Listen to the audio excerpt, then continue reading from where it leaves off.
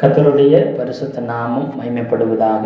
ஆண்டவராகிய இயேசு கிறிஸ்துவ நாமத்தினால் உங்கள் யாவரையும் வாழ்த்தி வரவேற்கிறேன்.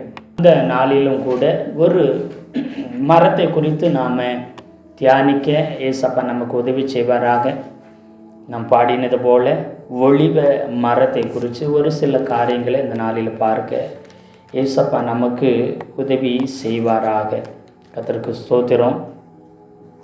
வேதத்தில் முதல்ல ஆதியாகம புஸ்தகத்தில் இந்த ஒளிவ மரத்தை குறித்து அதனுடைய காரியங்கள் இங்கே தான் சொல்லப்பட்டிருக்குது. ஆதியாகம புஸ்தகம் 8வது அதிகாரம் 11வது வசனத்தை ஒரு வாசிக்கலாம். அந்த புறா சாயங்காலத்தில் அவனிடத்தில் வந்து சேர்ந்தது. இதோ அது கொத்திக்கொண்டு வந்த ஒரு ஒலிவ மரத்தின் இலை அதன் வாயில் இருந்தது. அதனாலே நோவா பூமியின் மேல் ஜலம் குறைந்து போயிற்று என்று அறிந்தான். அதனாலே நோவா பூமியின் மேல் ஜலம் குறைந்து போயிற்று என்று அறிந்தான். இந்த இடத்துல ஒலிவ மரத்தை குறித்து முதல் அறிமுகம் படுத்தப்படுகிறது. அந்த ஒலிவ மரத்தின் இலை துளிர்த்து இருந்தது என்று சொல்லி என்ன செய்யப்பட்டிருக்குன்னா இங்கே சொல்லப்பட்டிருக்குது. 8:11 ஒலிவ மரத்தின் இலை எதின் வாயில் இருந்தது, புறாவின் வாயில் இருந்தது அப்படின்னு சொல்லி என்ன செய்யப்பட்டிருக்குது இங்கே சொல்லப்பட்டிருக்குது. வேதத்தில் மிக அநேக முக்கியமான மரங்கள் வேதத்தில் சொல்லப்பட்டிருக்கு. ஜீவ விருட்சத்தின் மரம், நன்மை தீமை அறியத்தக்க மரம், அப்புறம் கொப்பேர் மரம், அத்தி மரம், அது மாத்திரமில்லை இப்படி பல கருவாளி மரம், அப்புறம் தேவதாரு விருட்சம், அப்புறம் கேதுரு மரம், அப்புறம் பார்த்திங்கன்னா இந்த ஒலிவ மரம், இப்படி பலவிதமான மரங்கள் வேதத்திலே சொல்லப்பட்டிருக்குது. அல்லேலூயா சொல்லுங்களேன்.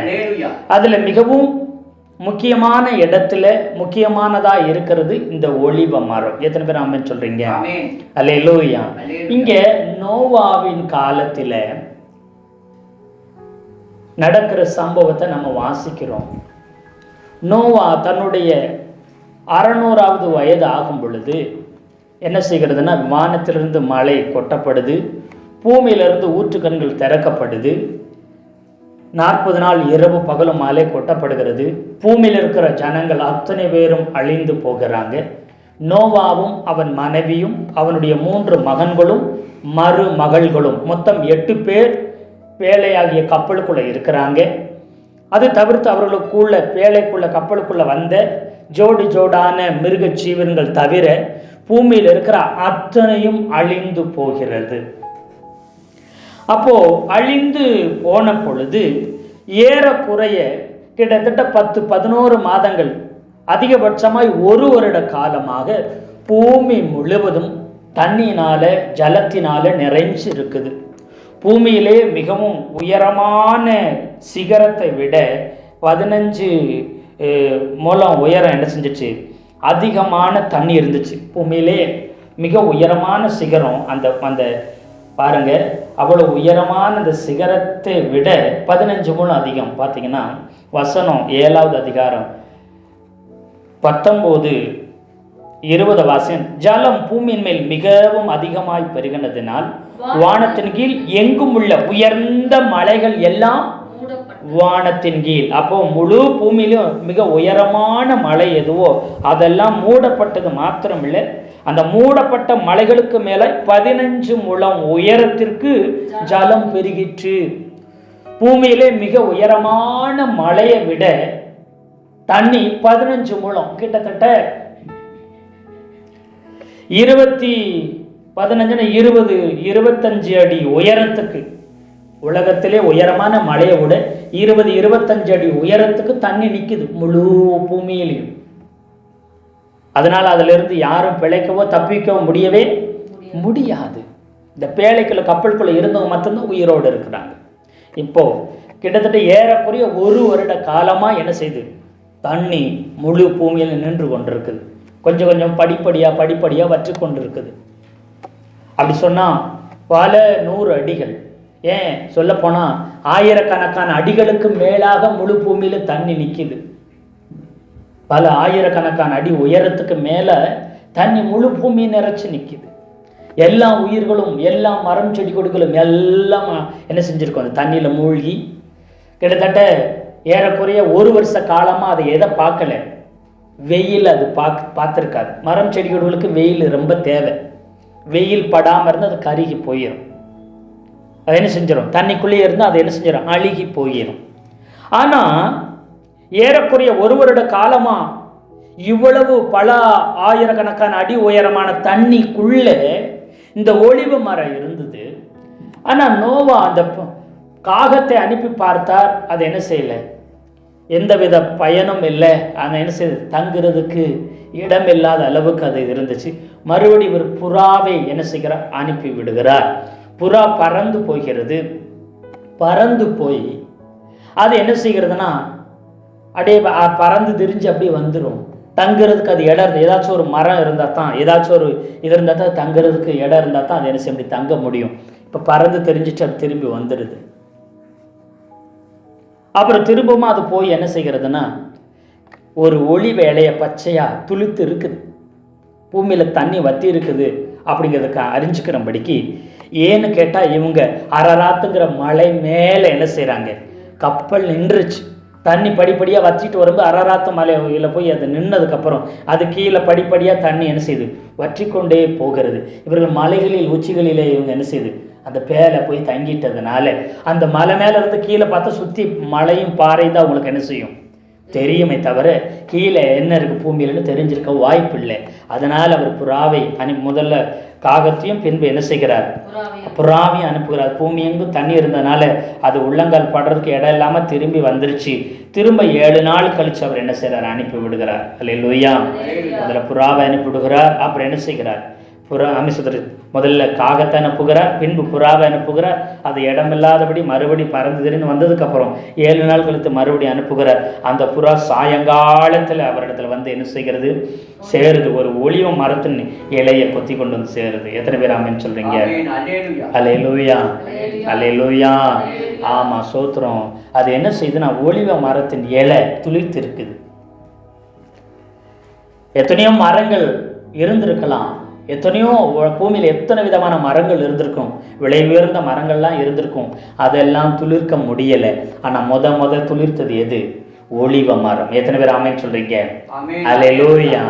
அதை விட ரொம்ப முக்கியம், வருஷ கணக்காக ஏறக்குறைய தண்ணிக்குள்ள மூழ்கி இருந்தும், பல ஆயிரம் அடி உயரத்துல தண்ணி நின்றும், அதன் அழுத்தத்துக்குள்ள கீழே இருந்தும் அது பட்டு போகலை. எத்தனை பேர் ஆமென் சொல்றீங்க?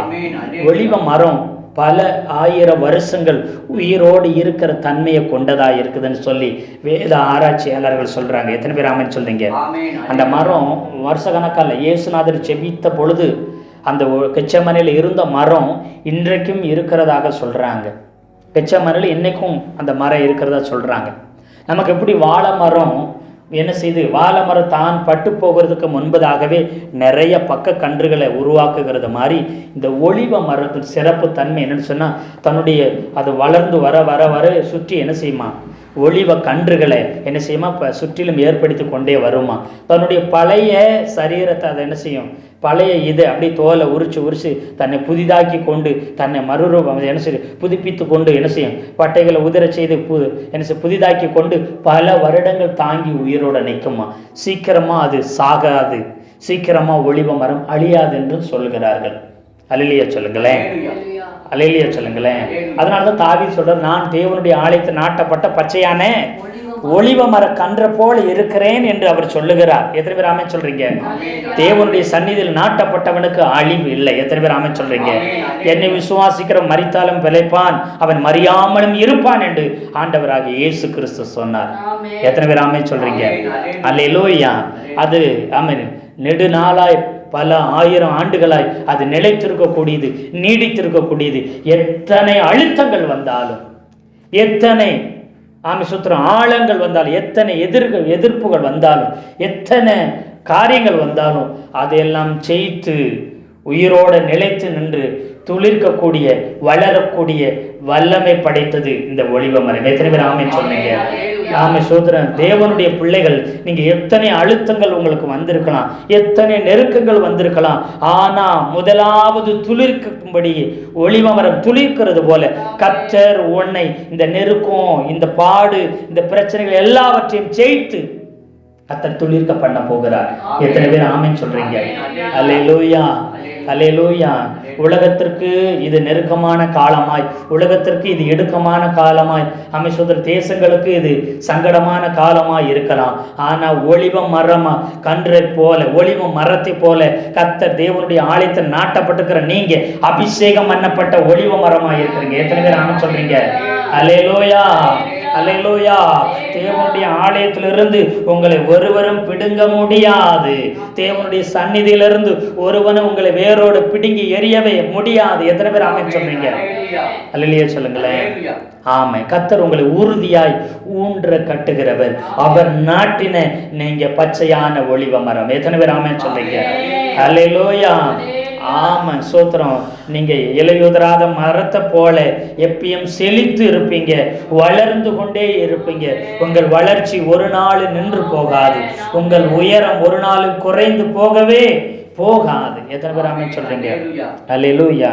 இது சீக்கிரம் அழுகி போகாது, சீக்கிரம் கெட்டு போகாது, சீக்கிரம் இது செத்து போகவே போகாது. இது பக்க கன்றுகளை என்ன செய்யும்? ஒலிவ கன்றுகளை, தன்னுடைய கன்றுகளை, சந்ததியை அது என்ன செய்யும்? உருவாக்கி கொண்டே இருக்கும். எத்தனை பேர் ஆமென் சொல்றீங்க? அல்லேலூயா. நீ கர்த்தருக்காக தேவ ஜனங்களை, தேவனிடத்துல அநேக ஜனங்களை கர்த்தருக்கென்று திருப்பி கொண்டே இருப்பார். எத்தனை பேர் ஆமென் சொல்றீங்க? அல்லேலூயா. நீடித்த நாட்களாய் கர்த்தர் உன்னை திருப்தியாக்குவார். ஆமென். பூரண ஆயுச கர்த்தர் கொடுத்து ஆமென் ஒவ்வொரு நாளும் தேவன இடத்துல அநேக ஜனங்களை, தேவன் அறியாத ஜனங்களை தேவனிடத்துல திருப்பி கொண்டே இருப்பார். எத்தனை பேர் ஆமென் சொல்றீங்க? ஆமா. தேவனுடைய பட்சமாய் திருப்பி கொண்டே இருப்ப. தேவனுடைய ஆலயத்தில் நாட்டப்பட்டது மாத்திரமல்ல, அவரால் அபிஷேகம் பண்ணப்பட்டவன் நீ. அல்லேலூயா, அல்லேலூயா. கர்த்தருக்கு ஸ்தோத்திரம். அதனாலதான் அவர் சொல்லும்போது சொல்லுகிறார், என்ன சொன்ன? சங்கீதம் 128 சொல்லும்போது 3வது வசனம், உன் மனைவி உன் வீட்டூரங்களில் கனிதரும் திராட்சை கொடியை போல் இருப்பாள், உன் பிள்ளைகள் உன் பந்தியை சுற்றிலும் ஒலிவ மர கன்றுகளைப் போல் இருப்பார்கள். இங்கே வசனம் சொல்லும் பொழுது, உன் மனைவி வீட்டோரங்களில் கனிதரும் திராட்சை கொடியை போல் இருப்பாள், உன் பிள்ளைகள் உன் பந்தியை சுற்றிலும் ஒலிவ மர கன்றுகளை போல் இருப்பார்கள். எத்தனை பேர் ஆமென் சொல்றீங்க? ஒலிவ மரம் நடுவுல இருக்கும். அந்த ஒலிவ மரத்தை சுற்றிலும் என்ன செய்யுமா? கன்றுகள், ஒலிவ மர கன்றுகள் வளரும். நீங்க வாழை மரத்தை, நமக்கு ஒலிவ மரத்தை பார்த்ததில்லை, வாழை மரத்தை பார்த்தீங்கன்னா வாழை மரத்தை சுற்றி சுற்றி சுற்றி சுற்றி என்ன செய்யும்? வாழை கன்றுகள் என்ன செய்யும்? முளைத்து வந்து கொண்டே இருக்கும். எத்தனை பேர் பார்த்துருக்கிறீங்க? அல்லேலூயா. அது போல சொல்றாரு, நீ நடுவில் ஒலிவ மரத்தை போல இருப்ப, உன் பிள்ளைகள், உன் பேர பிள்ளைகள், உன் தலைமுறை உன்னை சுற்றிலும் உன் பந்தியில ஒலிவ மர கன்று மாதிரி உன்னை சுற்றி சுற்றி சுற்றி உன் தலைமுறைகள் அமர்ந்து அவர்கள் புசித்து இருப்பார்கள். எத்தனை பேர் ஆமென் சொல்றீங்க? அல்லேலூயா. உன்னுடைய பந்தி விலையேறப்பட்டதா இருக்கும். உன்னுடைய பந்தி அது கனமுள்ளதா இருக்கும். ஏன்னா சத்துருக்கு முன்பதாக ஒரு பந்தி கர்த்தர் வைத்து கனம் பண்ணும் பொழுது நீ உன் பிள்ளைகளோடும் உன் பிள்ளைகளின் பிள்ளைகளோடும் அவருடைய அமைச்சரும் நீ பந்தி அமர்ந்திருப்பாய். உன் மனைவி கனிதரும் திராட்சை கொடிய போல அவள் கனியுள்ள வாழ்க்கை வாழ்ந்து உனக்கு அவர் வெளியேறப்பட்ட கிரீடமாய் இருந்து அமைச்சரும் உன் வாழ்க்கை அது ஆசீர்வதிக்கப்பட்டதாய் இருக்கும். உன் வாழ்க்கை அது மகிமை உள்ளதாய் இருக்கும். எத்தனை பேர் ஆமென் சொல்றீங்க? அல்லேலூயா, அல்லேலூயா. ஆமை. கர்த்தருக்கு ஸ்தோத்திரம். பாருங்க, சங்கீதம் 52:8 நானும் தேவனுடைய ஆலயத்தில் பச்சையான ஒலிவ மரத்தை போல் இருக்கிறேன், தேவனுடைய கிருபையை என்றென்றைக்கும் நம்பி இருக்கிறேன் என்று சொல்லி. அல்லேலூயா சொல்லுங்களேன். நான் தேவனுடைய ஆலயத்துல பச்சையான ஒலிவ மரத்தை போல நான் இருக்கிறேன். என்னைக்கும் பச்சையாக, என்னைக்கும் செழித்து, என்னைக்கும் வளர்ந்து இருக்கிறேன். காரணம் என்ன தெரியுமா? நான் எப்பொழுதும் பச்சையாக இருக்கப்படுகிறதுக்கும் நான் தேவனுடைய ஆலயத்தில் நாட்டப்பட்ட ஒலிவ மரத்தை போல் இருக்கிறதுக்கு என்ன காரணம் தெரியுமா? தேவனுடைய கிருபையை நான் என்றைக்கு நான் நம்பி இருக்கிறேன். எத்தனை பேர் ஆமென் சொல்றீங்க? அல்லேலூயா. நான் அவருடைய கிருபையை நம்பி இருக்கிறேன். அது ஒரு நாள் அல்ல, ஒரு வருஷம் இல்லை, என் வாழ்நாள் முழுவதும் என்றென்றைக்கு அவர் கிருபையை சார்ந்திருக்கிறதுனால நான் பச்சையாக இருப்பேன். இலையுதிராத மரத்தை போல் என்ன செய்வேன்? இருப்பேன். அல்லேலூயா. ஆமாம், கர்த்தருடைய நல்ல நாமம் மகிமைப்படுவதாக. அது மாத்திரமில்லை, இந்த பச்சையான ஒலிவ மரம் இதில் காய்கள் காய்க்கப்படும். இயேசுநாதர் இந்த ஒலிவ மலையில், ஒலிவ மரம் அதிகமாக இருந்த ஒலிவ மலையில் போய் அங்கே கெச்சமனேங்கிற ஒரு இடத்துல அங்கே என்ன செய்தார்? ஜெபம் பண்ண போவார். ஒலிவ மலையில் ஒலிவ மரங்கள் நிறையா இருக்கும். அது எருசலேம் அருகிலே இருக்குது. அந்த ஒலிவ மரத்திலிருந்து காய்கள் வரும். அந்த காய்களை எடுத்து என்ன செய்வாங்கன்னா, அதை நல்லா இடித்து பிழிந்து அதில் வருகிற எண்ணெயை எடுப்பாங்க. அதுதான் ஆலிவ் ஆயில், அதாவது ஒலிவ எண்ணெய்ன்னு சொல்லுவாங்க. ஒலிவ எண்ணெய், எண்ணெய்களிலே விலை உயர்ந்தது ஒலிவ எண்ணெய். எத்தனை பேர் ஆமென் சொல்றீங்க? அல்லேலூயா. ஆமென். எண்ணெய்களில் பலவிதமான எண்ணெய்கள் இருக்குது. அதில் விலை உயர்ந்த எண்ணெய் ஒலிவ எண்ணெய். அது விலை கூடுனது. அந்த ஒலிவ காய்களிலிருந்து இடித்து புளியப்படுகிற அந்த எண்ணெய் என்ன செய்யுதுன்னா, அது மருந்தாகவும் பயன்படுத்தப்படுது, அது சமையலுக்கும் பயன்படுத்தப்படுது. அது மாத்திரமில்லை, ராஜாக்களை அபிஷேகம் பண்ணுகிறதுக்கும் அது என்ன செய்யுது? ஒலிவ எண்ணெய் பயன்படுத்தப்படுகிறது. அல்லேலூயா சொல்லுங்களேன். அது மாத்திரமல்ல, ஆசாரியர்களை அபிஷேகிக்கவும், தீர்க்கதரிசிகளை அபிஷேகிக்கவும், பிரபுக்களை அபிஷேகிக்கவும் இந்த ஒலிவ எண்ணெயை தான் பயன்படுத்துவார்கள். அது மாத்திரமில்லை, தேவ ஆலயத்தில் விலையேறப்பட்ட பங்கு என்னன்னா, குத்து விளக்கு எப்பொழுதும் அணையாமல் இருக்கும்படி இடித்து பிழியப்பட்ட ஒலிவ எண்ணெயை தான் என்ன செய்றாங்க? விளக்குகளில் ஊற்றி எரிப்பாங்க. வேற எந்த எண்ணெயும் அதில் ஊற்ற மாட்டாங்க. எத்தனை பேர் ஆமென் சொல்றீங்க? அல்லேலூயா. தொடர்ந்து தேவனுடைய ஆலயத்தில் குத்து விளக்கு எரிந்து கொண்டிருக்கும்படிக்கு கர்த்தர் அநேகரை நீ பிரகாசிக்க செய்யும்படிக்கு, அநேகரை ஆமென் வெளிச்சம் கொடுக்கும்படிக்கு, அநேகரை தேவனுக்கு மகிமையாய் எழும்பும்படிக்கு, அநேகர் தேவனுக்கென்று எழும்பி ஊழியம் செய்யும்படிக்கு, அநேகர் தேவனுக்காக வாழும்படிக்கு, எப்படி இந்த ஒலிவ எண்ணெய் அந்த திரி அணைந்து விடாதபடி, எப்பொழுதும் அந்த விளக்கு அணையாதபடி எரிய செய்து கொண்டே இருக்குதோ, அதுபோல அநேகரை எரிய செய்கிறவராய், பிரகாசிக்க செய்கிறவராய் கர்த்தர் உன்னை தெரிந்திருக்கிறார். எத்தனை பேர் ஆமென் சொல்றீங்க? அல்லேலூயா. அல்லேலூயா.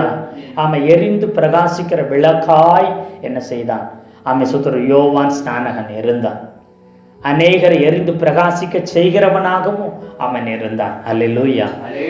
அவன் தேவனால் அபிஷேகம் பண்ணப்பட்ட தேவ மனிதன். இன்னைக்கு கர்த்தர் உங்களை தெரிந்து கொண்டிருக்கிற நோக்கம், நீங்கள் தேவனால் தெரிந்து கொள்ளப்பட்டவர்கள், அநேகர் தேவனுக்கென்று எழும்ப செய்கிறவர்களாய் கர்த்தர் உங்களை தெரிந்திருக்கிறார். அதனால உங்களுக்கு இருக்கிற நிலைமைகளை, நெருக்கங்களை, கஷ்டங்களை ஒரு நாளும் பார்த்து சோர்ந்து போகாதீங்க. நீங்க கர்த்தரால் தெரிந்து கொள்ளப்பட்ட விலையேறப்பட்ட பாத்திரம். எத்தனை பேர் ஆமென் சொல்றீங்க? அல்லேலூயா. தேவனுடைய ராஜ்யத்தை, தேவனுடைய சித்தத்தை இந்த பூமியில நிறைவேற்றுகிற விலையேறப்பட்ட பாத்திரம். சாத்தானுடைய எல்லா தந்திரங்களையும் எல்லா கிரிகளையும் அழித்து தேவனுடைய ராஜ்யத்தை பலமாய் ஸ்தாபித்து அவருடைய நாமத்தை மகிமைப்படுத்தி சபையை பலமாய் கட்டி எழுப்புகிற விலையேறப்பட்ட அபிஷேகம் பண்ணப்பட்ட ஒலிவ மரமாய் கர்த்தர் தெரிந்திருக்கிறார். எத்தனை பேர் ஆமென் சொல்றீங்க? அல்லேலூயா. நீங்க ஒரு நாள் சோர்ந்து போக வேண்டியதில்லை. ஒரு நாள் நீங்க என்ன செய்ய முடியும்? கலங்க வேண்டிய அவசியமே இல்லை என்று சொல்லப்படுகிறது. அல்லேலூயா. அது மாத்திரமில்லை, இந்த ஒலிவ மரத்தை யூதர்களுக்கு அடையாளமாக இங்கே ரோமரில் இங்கே சொல்லப்படுகிறது. ரோமர் 11வது அதிகாரம் 22, 23 வாசிங்க.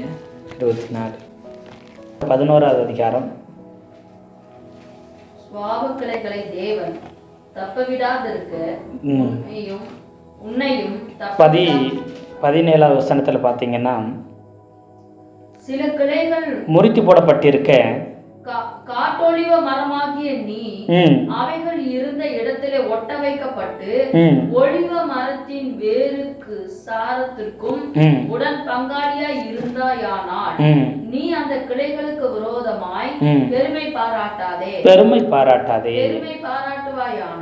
பாராட்டுவாயானால் நீ வேரை சுமக்காமல் வேர் உன்னை சுமக்கிறது என்று நினை. இங்க என்ன சொல்லுகிறாருன்னா, அப்போஸ்தலனாகிய பவுல் சொல்லும்போது, யூதர்களாய் இருக்கிற தேவ ஜனங்களாய் இருந்த அவர்கள் சுபாவம் ஒலிவ மரத்துக்கு அவங்க சொல்கிறாங்க, நல்ல ஒலிவ மரத்துக்கு சொல்கிறாங்க. புறஜாதிகளாகிய நம்மை காட்டு ஒலிவ மரத்துக்கு ஒப்பையாக சொல்லுகிறார்.